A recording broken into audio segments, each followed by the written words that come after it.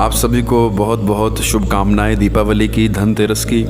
दोस्तों आज का ये वीडियो बहुत ही ख़ास है आप सभी दोस्तों के लिए, क्योंकि आज हम चर्चा करने वाले हैं इस वीडियो में कि धन के देवता कहे जाने वाले, धन के भंडार भरने वाले लक्ष्मी जी की भी ऊपर जो धन के भंडार रखते हैं, उन श्री कुबेर जी की हम कृपा कैसे प्राप्त करें, उनकी कृपा हमारे घर में कैसे हो।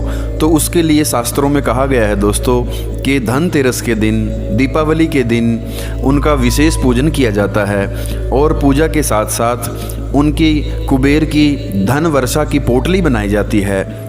लोग आम भाषा में उसे कह देते हैं धन चुंबक की जो पोटली है, चुंबकीय पोटली जो है दोस्तों, ये जादुई पोटली होती है।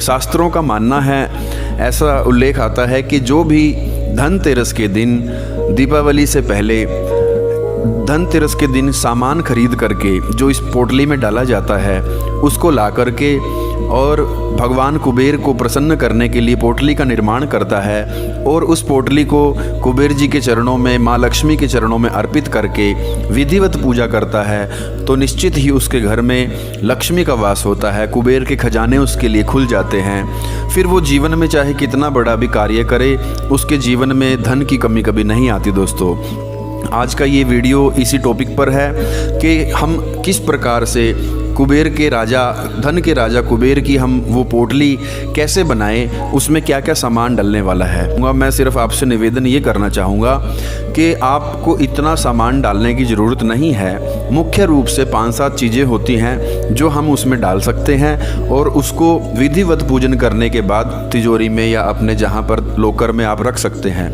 दोस्तों बात सामग्री की नहीं होती अकेली, ठीक है सामग्री तो डालनी ही चाहिए, लेकिन भाव उसके पीछे प्रथम होना चाहिए। हमारा भाव क्या कहता है, पवित्र भाव होना चाहिए।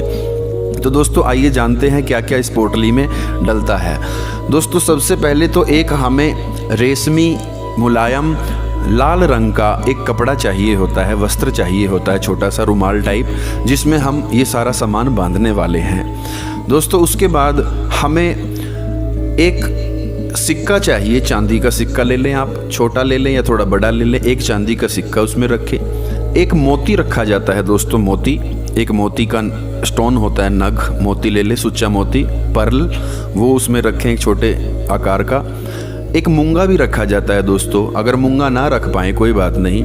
एक हल्दी की गांठ रखी जाती है इसमें, हल्दी की सूखी हुई गांठ एक, वो रखें। और कमल गट्टे रखे जाते हैं दोस्तों, 3 कमल गट्टे रखें। कमल गट्टे बीज होते हैं कमल के, कमल गट्टे वो रखें उसमें। 3 इलायची रखें दोस्तों, 3 लौंग रखें और एक गोमती चक्कर आता है दोस्तों, एक गोमती चक्कर रखें। और एक कपूर, मूसक कपूर, जो सफ़ेद कपूर होता है जिसकी आरती करते हैं, धूप दीप कपूर, तो वो कर्पूर रखें। एक छोटी उसकी वो आती है पैकिंग, वो छोटा ही पीस काफ़ी है। और दोस्तों इसमें एक विशेष रूप से जो कोड़ी होती हैं, कोड़ी आपने देखी होगी, छोटी छोटी कोड़ियाँ होती हैं, आप वीडियो में देख सकते हैं, ऊपर आप वीडियो के चल रहा है उसमें कोड़ियाँ दिखाई गई हैं, तो वो कोड़ियाँ आप देख सकते हैं। ये 3 कोड़ी आप रख लें, इसको 5 भी रख सकते हैं, 5 कोड़ी भी रख सकते हैं आप दोस्तों। थोड़ा सा केसर रख दें दोस्तों, थोड़ा सा केसर की पत्तियाँ 2-4, और एक गुलाब का फूल, छोटा सा फूल रख दें उसमें दोस्तों। बस इतना सा ही सामान उसमें रखना होता है, लेकिन कई लोग उसमें बहुत सारी चीज़ें 30-30, 40-40 चीज़ें उसमें डाल देते हैं। ऐसे तो कितनी बड़ी पोटली नहीं, फिर वो गठरी बन जाएगी बहुत बड़ी। तो हमें गठरी नहीं बनानी, छोटी सी हमें पोटली बनानी है। उसमें ये सब सामान रख कर के रेशम के कपड़े में, मुलायम कपड़े में, ये सारा सामान रखने के बाद उसको इकट्ठा करके मोली के धागे के साथ ऊपर से उसको बांध दें, जैसे एक पोटली बन जाती है दोस्तों। अब बात आती है कि पोटली तो हमने बना ली, इसका विधिवत पूजन करना है। विधिवत पूजन कैसे किया जाता है दोस्तों? जैसे ही हम इस पोटली को तैयार कर लेते हैं, धनतेरस के दिन, दीपावली के दिन, दोनों दिन इनकी पूजा की जाती है। वैसे तो भैया दूज तक पूजा करके फिर इसको पोटली को रखते हैं, लेकिन आप दीपावली की रात्रि में जैसे पूजन कर लेते हैं, उसके बाद अगले दिन सुबह जैसे ही आप विसर्जन करते हैं, फूल पत्तियां, चावल, चौकी हटाते हैं, सब हटाते हैं, तो उस समय इसको भी हटा करके तो तिजोरी में या लॉकर में रख लिया जाता है। दोस्तों, बात होती है विधिवत पूजन की, भाव से पूजन करने की। जैसे ही आपने पोटली बनाई, कुबेर जी के चरणों में रख करके इस पोटली का पूजन किया जाता है। धूप से, दीप से, नैवेद्य से, चावल से, पुष्प से, सभी चीज़ें इसके ऊपर चढ़ा करके विधिवत फल चढ़ा करके, इत्र चढ़ा करके, इत्र अच्छे से लगाना होता है। वैसे तो एक छोटी सी इत्र की इसमें डाल सकते हैं, आप नहीं डाल पाएँ तो ऊपर से ही इत्र अच्छे से लगा करके आप अर्पित करें। और उसके बाद धूप दीप आरती दिखा करके जब आपकी पूजा संपन्न हो जाए, तब इस पोटली को दोस्तों 2 दिन पूजा करनी होती है। धनतेरस को भी ऐसे ही पोटली की पूजा होगी और ऐसे ही दीपावली की रात्रि में पूजा होगी। दोस्तों, एक दिन कुबेर जी के चरणों में रख करके पूजा करें और अगले दिन माता लक्ष्मी के चरणों में रख करके पूजा करें दीपावली की रात्रि में। इस प्रकार से विधिवत अगर आप पूजन करते हैं और इसको फिर आप अपनी तिजोरी में लॉकर में रखते हैं। अब प्रश्न उठता है दोस्तों कि जो हमने पिछले वर्ष हमने जो पोटली बनाई थी, उस पोटली का क्या करना है जो रखी है। तो दोस्तों, हर साल नई पोटली बनाई जाती है।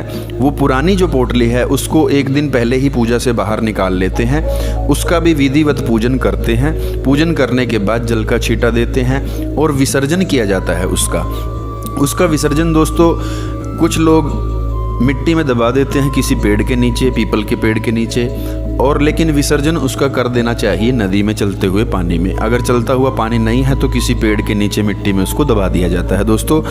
और अगले बरस के लिए नई पोटली बनाई जाती है। हर वर्ष नई पोटली बनाई जाती है दोस्तों। ये जो धन में वृद्धि करने के लिए बनाई जाती है पोटली, ताकि हमारे घर में धन की कभी कमी ना हो, लक्ष्मी के भी भंडार भरे रहें और कुबेर की कृपा भी हमारे ऊपर बनी रहे दोस्तों।